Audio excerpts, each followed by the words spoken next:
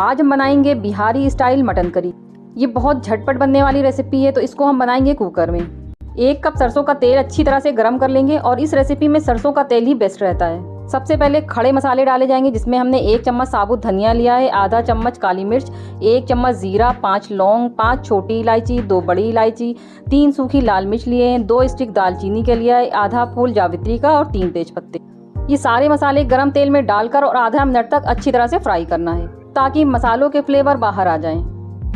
अब इसमें 400 ग्राम कटी हुई प्याज डालेंगे, क्योंकि हम 500 ग्राम मटन ले रहे हैं तो हम इसमें 400 ग्राम प्याज डालेंगे, और आप चाहें तो आप जितना मटन है उतना प्याज भी डाल सकते हैं। अब हमें प्याज को फ्राई करना है, और क्योंकि ये बिहारी मटन है इसमें प्याज को लाल नहीं किया जाता है, बस इसका कच्चापन दूर हो जाए, बस इतना ही प्याज को फ्राई किया जाता है। तो प्याज को हमने हल्का सा फ्राई कर लिया है। अब इसमें 4 हरी मिर्च, 10 से 12 कली लहसुन और 1 इंच अदरक का टुकड़ा, इसको हमने पीस के पेस्ट बना लिया था। पेस्ट का कलर आपको देखने में लाल लग रहा होगा, तो हरी मिर्च रखे रखे लाल हो गई थी, उन्हीं का हमने यूज़ कर लिया है। अब इन मसालों को डाल के 2 से 3 मिनट तक भून लेंगे, ताकि इनका कच्चापन दूर हो जाए।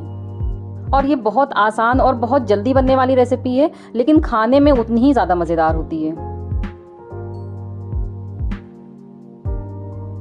अब इसमें कुछ सूखे मसाले डाले जाएंगे, तो 1 चम्मच धनिया पाउडर डालेंगे, आधा चम्मच हल्दी पाउडर, कलर के लिए 1 चम्मच कश्मीरी लाल मिर्च, 1 चम्मच इसमें मीट मसाला डालेंगे। अगर आपके पास मीट मसाला है तो डाल दीजिएगा, वरना आप इसको स्किप भी कर सकते हैं। इसके डालने से इसका टेस्ट और ज़्यादा अच्छा हो जाता है। इसमें नमक भी डाल देंगे, और नमक मिर्च आप अपने टेस्ट के हिसाब से डालिएगा, जैसा आप खाते हो। अब इसमें 4 चम्मच दही डाल देंगे, क्योंकि इस रेसिपी में प्याज थोड़ी ज़्यादा यूज़ की जाती है, तो उसमें थोड़ा सा मीठापन आ जाता है, तो उस मीठेपन को कम करने के लिए इसमें दही का यूज़ किया जाता है। अब दही डाल के और ये सारे मसालों को हम 5 मिनट तक अच्छी तरह से भूनेंगे। मसालों और प्याज को अच्छी तरह से पकने के बाद इसमें 2 आड़ी लहसुन की ज़रूर डालेंगे, क्योंकि बिहारी मटन करी में ये साबुत लहसुन का यूज़ ज़रूर किया जाता है।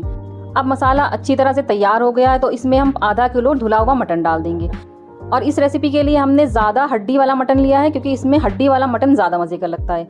अब इसको डाल के हमें 5 से 6 मिनट तक अच्छी तरह से भुनाई करनी है, जिससे कि मटन की सारी स्मेल ख़त्म हो जाए। अब मटन को हमने अच्छी तरह से भून लिया। अब हमें मटन को गलाना है और इसकी ग्रेवी भी करनी, तो 1 गिलास हम पानी डाल देंगे, क्योंकि बाद में ना तो अब हम इसको भूनेंगे, ना ही अब इसमें पानी डालेंगे। तो ढक्कन लगा के तेज़ आंच पे पहले 1 सीटी ले लेंगे, फिर 15 से 20 मिनट धीमी आंच पे इसको पका लेंगे। तो 15 से 20 मिनट हो चुके हैं, कुकर भी अच्छी तरह से ठंडा हो चुका है। अब हम इसको चेक कर लेते हैं। तो बिहारी मटन करी तैयार हो चुकी है, इसके पीस भी अच्छी तरह से गल चुके हैं, और आप देख भी सकते हैं कि देखने में ही कितनी ज़्यादा मज़ेदार लग रही है। और खुशबू तो इसमें इतनी ज़्यादा तेज़ आती है कि जब आप खुद बनाएंगे तब आपको पता चलेगा कि इसकी खुशबू कितनी दूर तक जाती है। और इसकी ग्रेवी तो खाने में इतनी बढ़िया लगती है ना, कि आपने अगर इसको एक बार खा लिया तो आप इसके दीवाने हो जाएंगे।